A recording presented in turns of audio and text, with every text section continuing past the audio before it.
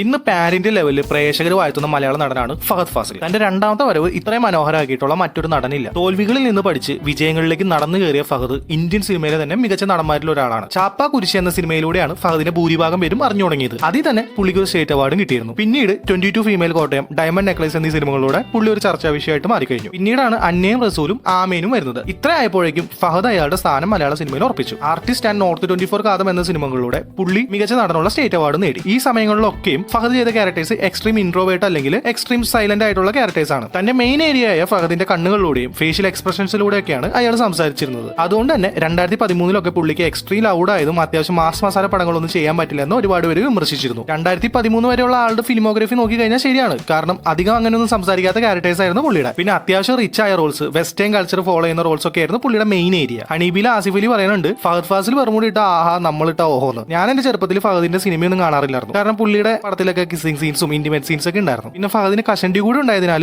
ഫഹദിന് അത്ര ഇഷ്ടമല്ലായിരുന്നു. കാരണം നമ്മൾ കണ്ടുവന്ന ഹീറോ ക്യാരക്ടേഴ്സ് ഒക്കെ സ്റ്റൈലിഷ് മുടിയുള്ളവരായിരുന്നു. ആ ഹെയർ സ്റ്റൈലൊക്കെയാണ് നമ്മളിൽ പലരും പലപ്പോഴും ഫോളോ ചെയ്ത് വന്നത്. സോ പുള്ളി അങ്ങനെ ആയതുകൊണ്ട് എനിക്ക് പുള്ളിയുടെ സിനിമയൊന്നും കാണാനായിട്ട് അത്ര താല്പര്യമില്ലായിരുന്നു. പക്ഷെ അറിവ് വെച്ച് കഴിഞ്ഞപ്പോൾ ഫഹദ് ആരാണെന്ന് മനസ്സിലായി. ഇപ്പൊ പുള്ളിയുടെ ഒരു പടം പോലും മിസ്സാക്കാറില്ല. എന്നെ പോലെ ഈ കാര്യങ്ങളൊക്കെ തോന്നിയവരുണ്ടെങ്കിൽ കമന്റിൽ ഒന്ന് പറഞ്ഞേക്കണേ. പിന്നീടാണ് ഫഹദ് ടോട്ടലി മാറി ചിന്തിച്ച് ചെയ്ത ഇന്ത്യൻ പ്രണയകഥ ഇറങ്ങുന്നത്.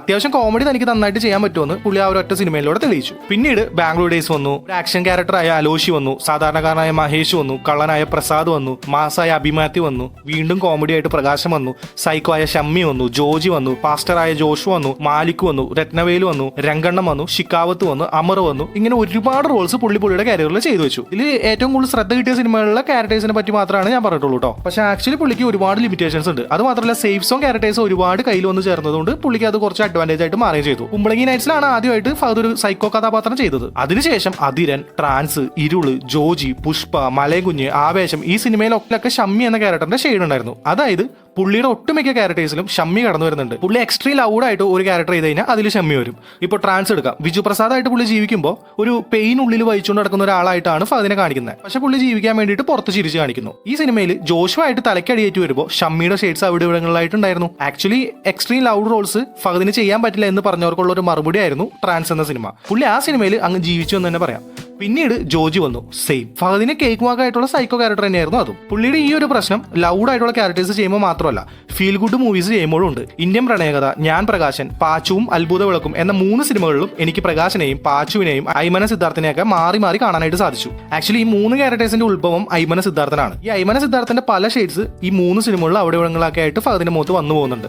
ഷമ്മി, ജോജി, സോളമൻ, അമർ, പ്രസാദ്, മഹേഷ്, ട്രാൻസ്, രത്നവേല്, ചാപ്പാകുരിശ്, രംഗണ്ണൻ ഈ സിനിമകളിലും ക്യാരക്ടേഴ്സിലൊക്കെ വേറെ ആരെയും സങ്കല്പിക്കാൻ പറ്റാത്ത പോലെ ഫഹദ് ചെയ്തു വെച്ചിട്ടുണ്ട്. ആള് മോശം നടനാണെന്നല്ല ഞാൻ പറയാൻ ഉദ്ദേശിക്കുന്നത്, മറിച്ച് പുള്ളിയുടെ ക്യാരക്ടേഴ്സിലുള്ള സിമിലാരിറ്റീസ് ആണ് ഞാൻ പറയുന്നത്. ഇനി പുള്ളിയുടെ മാസ് റോൾസ് എടുക്കാം. ഇയോബിലെ അലോഷി ആൻഡ് വരത്തലിലെ അബി മാത്യു. മാസ് സിനിമകൾ എന്നതിലുപരി രണ്ടും ആക്ഷൻ ഡ്രാമ മൂവികളാണെന്ന് പറയാം. കാരണം ഈ 2 സിനിമകളും ഡയലോഗ്സ് ഉണ്ടോ ഫൈറ്റ്സ് ഉണ്ടോ എന്ന് ലിഫ്റ്റ് ചെയ്ത സിനിമകളല്ല. ഈ 2 ക്യാരക്ടേഴ്സും മലയാളത്തിൽ തന്നെ മറ്റു പല നടന്മാരെ കൊണ്ടും റീപ്ലേസ് ചെയ്യാൻ പറ്റുന്ന പടമാണ്.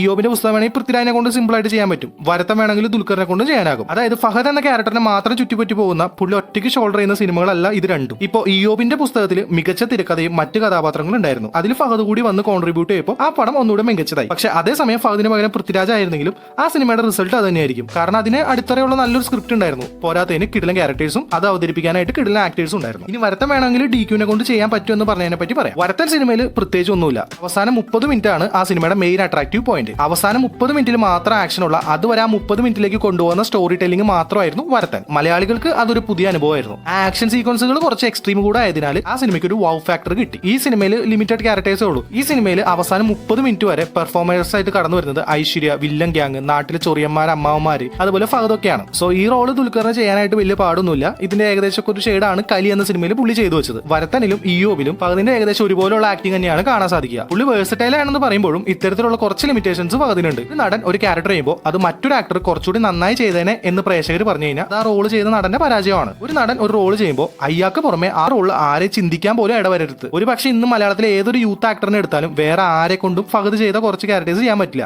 തൊണ്ടി മുതലുള്ള പ്രസാദ്, കുമ്പളങ്ങിയിലെ ഷമ്മി, ജോജി, മഹേഷ്, രംഗണ്ണൻ, വിക്രത്തിൽ ആമനിലെ രത്നവേല്, ആമയിലെ സോളമൻ, ഈ റോൾസ് ഒന്നും ഫഹദിനെ അല്ലാതെ വേറൊരാളെ പോലും എനിക്ക് ചിന്തിക്കാനാവില്ല. ഇന്നുള്ള പല യൂത്തന്മാർക്കും ഫഹദ് ചെയ്ത പോലത്തെ ക്യാരക്ടേഴ്സ് ചെയ്യാനാവില്ല. പക്ഷെ ഇന്നത്തെ യൂത്തന്മാര് ചെയ്തു വെച്ചിരിക്കുന്ന പല ക്യാരക്ടറും ഫഹദിനെ കൊണ്ട് ചെയ്യാനും ആവും. അവിടെയാണ് ഫഹദ് എന്ന നടൻ വേഴ്സറ്റൈൽ ആവുന്നത്. ആവേശ സിനിമയിലൊക്കെ ഫഹദിന് പകരം ഏത് യൂത്തനാണെങ്കിലും ഉറപ്പായിട്ടും ആ പടം ഈ ലെവലിലെത്തില്ലായിരുന്നു. കാർബൺ എന്ന സിനിമ ഫഹദിന്റെ കരിയറിൽ തന്നെ ഏറ്റവും അണ്ടർറേറ്റഡ് ആയിട്ടുള്ള സിനിമയാണ്. സൂപ്പർ ഡീലക്സ്, ഷമ്മി, മാമന്നൻ, വിക്രം, ഏലൈക്കാരൻ, പുഷ്പ, ആവേശം, ഈ സിനിമകളിലെ ഫഹദിന്റെ ക്യാരക്ടേഴ്സ് ആണ് ഫഹദിന് പാൻ ഇന്ത്യ റീച്ച് ഉണ്ടാക്കി കൊടുത്തത്. നസ്രിയ ഭയങ്കര ആക്റ്റീവായിട്ട് അഭിനയിച്ചുകൊണ്ടിരുന്ന സമയത്ത് തമിഴിൽ നസ്രിക്ക് ഭയങ്കര ക്രേസ് ആയിരുന്നു. ആ സമയം നസ്രിയയുടെ ഭർത്താവ് എന്ന ലെവലിൽ മാത്രമാണ് ഫഹദ് തമിഴ്നാട്ടിൽ അറിയപ്പെട്ടുകൊണ്ടിരുന്നത്. എന്നാൽ ഇന്ന് തമിഴന്മാർക്ക് ഫഹദ് എന്ന ബ്രാൻഡാണ്. ആ ലെവലിലേക്ക് പുള്ളി വളർന്നു. ചിന്താഗതികളിലും ഫഹദ് വ്യത്യസ്തനാണ്. ഇപ്പൊ ദുൽഖറിന്റെയും നിവിന്റെയും ഒക്കെ ഒരു പടം ഇറങ്ങുമ്പോൾ കിട്ടുന്ന റഷ് ഫഹദിന്റെ സിനിമകൾക്കില്ല. കാരണം പുള്ളിക്ക് ഫാൻ അസോസിയേഷൻ ഒന്നും വേണ്ട. ഏകദേശം തല അജിത്തിന്റെ ഒക്കെ ഒരു മൈൻഡ് സെറ്റ് ആണ് ഫഹദിന്. പക്ഷെ അജിത്തിന് ആദ്യം മുതൽ ഫാൻസ് അസോസിയേഷൻ ഒക്കെ ഉണ്ടായിരുന്നു, പിന്നീടാണ് അതൊക്കെ പിരിച്ചുവിട്ടത്. ഫഹദിന് കൂടുതലുള്ളത് ന്യൂട്രൽ ഫാൻ ബേസ് ആണ്. അതായത് മറ്റേതെങ്കിലും നടനെ ഇഷ്ടമായിരിക്കും, പക്ഷെ അവർക്ക് ആ നടൻ കഴിഞ്ഞ് കഴിഞ്ഞാൽ ഫഹദ് ആയിരിക്കും. അല്ലാതെ ഫഹദിന്റെ മാത്രം ഫാൻ എന്ന് പറയുന്ന പ്രേക്ഷകർ വളരെ കുറവായിരിക്കും. ഫാൻസ് ന്യൂട്രൽസ് ആയതിനാൽ എപ്പോഴും വിജയിക്കേണ്ട പടങ്ങൾ പോലും തിയേറ്ററിൽ പൊട്ടുന്ന അവസ്ഥയാണ്. ഏതാണ്ട് തമിഴിൽ വിക്രത്തിന്റെ അതേ അവസ്ഥ. ധൂമം, പാച്ചും അത്ഭുത വിളക്കും, കാർബൺ, മലയങ്കുഞ്ഞ് പോലുള്ള സിനിമകൾ പോസിറ്റീവ് വന്നിട്ട് ബോക്സ് ഓഫീസിൽ വലിയ ചലനം ഉണ്ടാക്കാതെ പോയ സിനിമകളാണ്. ഈ ലിസ്റ്റിൽ വേറെ സിനിമകളൊക്കെ ഉണ്ടെങ്കിൽ അതൊന്ന് കമന്റ് ചെയ്തേക്കണേ. അതേസമയം തന്റെ പെർഫോമൻസ് കൊണ്ട് മാത്രം താൻ ഒറ്റയ്ക്ക് ഷോൾഡർ ചെയ്ത ഒരു സിനിമ 100 കോടി ക്ലബ്ബിൽ എത്തിക്കാനും ഫഹദിന് കെൽപ്പുണ്ട്. നോർമലി മിനിമം ഗ്യാരണ്ടി ഉള്ള സിനിമകൾ മാത്രമാണ് പുള്ളി ചെയ്യാറുള്ളത്. അങ്ങനെ ഒരു ഗുണം ആൾക്കുണ്ട്. അതുകൊണ്ട് തന്നെ ഫഹദിന്റെ സിനിമകൾക്ക് നമുക്ക് വിശ്വസിച്ച് കയറാൻ പറ്റും. ആ ഉറപ്പ് പോലും തരാൻ കഴിയുന്ന യൂത്തന്മാർ ഇന്ന് മലയാളത്തിൽ ഇല്ല. ഇനി ഫഹദിന്റെ മറ്റൊരു സ്പെഷ്യാലിറ്റി പറയാം. നിവിൻ, ദുൽഖർ പോലുള്ള ഒരു ഡയറക്ടേഴ്സിന്റെ ആക്ടേഴ്സ് ആണ്. അതായത് പണി അറിയാവുന്നതിന്റെ കൈ കിട്ടിയാൽ കിടുവായിരിക്കും, അറിയില്ലെങ്കിൽ മൂഞ്ചു. പക്ഷെ ഫഹദ് ഒരു ഡയറക്ടേഴ്സ് ആക്ടർ അല്ല. പുള്ളി ഒരു ബോൺ ആക്ടർ ആണെന്നാണ് എനിക്ക് തോന്നിയിട്ടുള്ളത്. എക്സ്പ്രസീവ് ആയ മുഖവും കണ്ണുകളും ജന്മന ഉള്ളതാണ്. പുള്ളിനെ എല്ലാവരും അപ്രീഷിയേറ്റ് ചെയ്യുന്നതും അതിലാണ്. അതായത് സൂക്ഷ്മാഭിനയത്തിൽ ജന്മന പ്രാവീണ്യമുള്ളവനാണ് ഫഹദ്. ഇപ്പൊ എത്ര ചീത്ത ഡയറക്ടർ ആണെങ്കിലും ഫഹദിന്റെ റോള് പുള്ളി കണ്ടറിഞ്ഞ് മനോഹരമാക്കും. ഇതിന് ഏറ്റവും വലിയ ഉദാഹരണമാണ് മോഹൻലാൽ. എത്ര മോശം ഡയറക്ടർ ആണെങ്കിലും പുള്ളിയുടെ പാർട്ട് ഗംഭീരമാക്കും. ഫഹദിനേക്കാൾ എക്സ്പ്രസീവ് ആണ് ലാലേട്ടൻ. ഫഹദിനേക്കാൾ സൂക്ഷ്മാഭിനയത്തിൽ ക്യാമറയാണ് ലാലേട്ടൻ. പിന്നെ ആഫ്റ്റർ ഓഡിയൻ അദ്ദേഹത്തിന് ആ തേജസ് ഒക്കെ നഷ്ടപ്പെട്ടു എന്ന് തന്നെ പറയാം. അതേസമയം മമ്മൂട്ടി ഒരു ബോൺ ആക്ടർ അല്ല. പുള്ളി ഒരു ഡയറക്ടേഴ്സ് ആക്ടറാണ്. ഓരോ സിനിമ കഴിയുന്നോറും മെച്ചപ്പെട്ട് അപ്ഡേറ്റഡ് ആയിട്ട് വരുന്ന ആക്ടറാണ് മമ്മൂട്ടി. ഇനി എന്തൊക്കെ നെഗറ്റീവ്സ് വന്നാലും മമ്മൂട്ടിക്ക് മോഹൻലാലിന് ഒന്നും തെളിയിക്കാനില്ല. ഇപ്പോഴും അവർക്ക് ശേഷം ആരെന്ന ചോദ്യത്തിൽ കുറച്ചെങ്കിലും ധൈര്യത്തോടെ നമുക്ക് പറയാൻ പറ്റുന്നത് ഫഹദ് ഫാസിലിന്റെ പേരാണ്. പക്ഷെ മമ്മൂട്ടിയെ പോലെയോ മോഹൻലാലിനെ പോലെയോ ഒരു സ്റ്റാർ മെറ്റീരിയൽ ആകാനായിട്ട് ഫഹദിന് കഴിയില്ല എന്നാണ് എനിക്ക് പേഴ്സണലി തോന്നുന്നത്. ഫിറ്റ്നസ് ഒക്കെ ഫഹദ് നല്ലപോലെ ശ്രദ്ധിക്കേണ്ടിയിരിക്കുന്നു.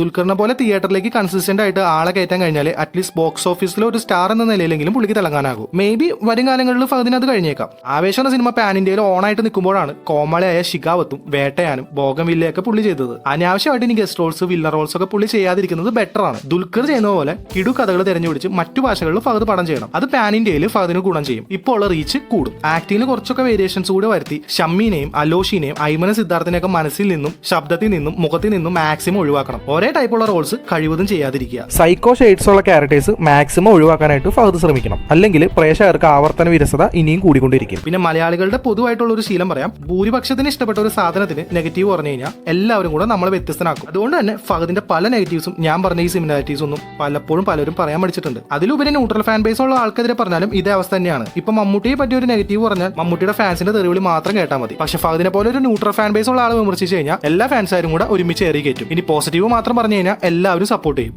എങ്ങാനും കമന്റിൽ ആരെങ്കിലും ഒരാൾ നെഗറ്റീവ് പറഞ്ഞാലോ അവൻ പിന്നെ തീർന്നു. ഭൂരിപക്ഷത്തിന് അഭിപ്രായമുള്ള ഏത് കാര്യത്തിലും നെഗറ്റീവ് പറഞ്ഞാൽ ഇതാണ് അനുഭവം. പറയുന്ന കാര്യങ്ങൾ കഴമ്പുണ്ടോ എന്ന് ചിന്തിച്ചിട്ട് മാത്രം വിമർശിക്കുക. ഞാൻ ഏത് വീഡിയോ ഇട്ടാലും നിങ്ങൾക്ക് എന്നെ വിമർശിക്കാം. അത് കേൾക്കാൻ ഞാൻ ബാധ്യസ്ഥനാണ്. കാരണം ഒരു പബ്ലിക് പ്ലാറ്റ്ഫോമിലേക്ക് ഒരു സാധനം ഇറക്കി വിടുമ്പോൾ അത് എത്ര പേഴ്സണൽ ഒപ്പീനിയൻ വീഡിയോ ആണെന്ന് പറഞ്ഞാലും കുറച്ച് തെറികളും വിമർശനങ്ങളും ഒക്കെ കേൾക്കേണ്ടി വരാം. പക്ഷെ എന്റെ വീഡിയോയിൽ കമന്റ് ഇടുന്ന ഒരാളെ മറ്റാളുകൾ വളഞ്ഞിട്ട് ആക്രമിക്കരുത്. ഈ വീഡിയോ കേട്ടതിന് ശേഷമുള്ള അയാളുടെ ഒപ്പീനിയൻ മാത്രമാണ് അയാളെ കമന്റിൽ ഇട്ടത്. അതിനൊരിക്കലും വീട്ടുകാരെ നാട്ടുകാരെയൊക്കെ കൂട്ടി തെറിയും വിളിച്ച് നടക്കരുത്. ഒരു നല്ല എന്തിനും പ്രതികരിക്കുന്ന ഞാൻ പറയുന്ന കാര്യത്തിലുള്ള തെറ്റുകൾ ചൂണ്ടിക്കാണിക്കുന്ന ഒരു കമ്മ്യൂണിറ്റിയാണ് എനിക്ക് വേണ്ടത്. അങ്ങനെ ഒരു കമ്മ്യൂണിറ്റിനെ ബിൽഡ് ചെയ്യാനാണ് ഞാൻ ശ്രമിച്ചുകൊണ്ടിരിക്കുന്നത്. പതിയെ നമ്മൾ സിനിമ റിലേറ്റഡ് ആയിട്ടുള്ള കണ്ടന്റ്സ് ഒക്കെ മാറ്റി തുടങ്ങും. ആ സമയം ഈ സമൂഹത്തിൽ നടക്കുന്ന പല അരുതായ്മയ്ക്ക് നേരെ പ്രതികരിക്കുന്ന കുറച്ച് പേരെ എനിക്ക് വാർത്തെടുക്കണം. വിഷയത്തിൽ നിന്ന് തെന്നി മാറിപ്പോയെന്നറിയാം. അപ്പോൾ ഫഹദ് ഫാസിലിനെ പറ്റിയുള്ള എന്റെ കുറച്ച് അഭിപ്രായങ്ങളും അനുമാനങ്ങളുമാണ് ഈ വീഡിയോയിൽ ഉണ്ടായിരുന്നത്. ഫഹദിനെ പറ്റിയുള്ള നിങ്ങളുടെ നിരീക്ഷണങ്ങൾ കമന്റിൽ പറയാം. അപ്പോൾ അടുത്ത വീഡിയോ ആയിട്ട് കാണുന്നവരെ ബൈ.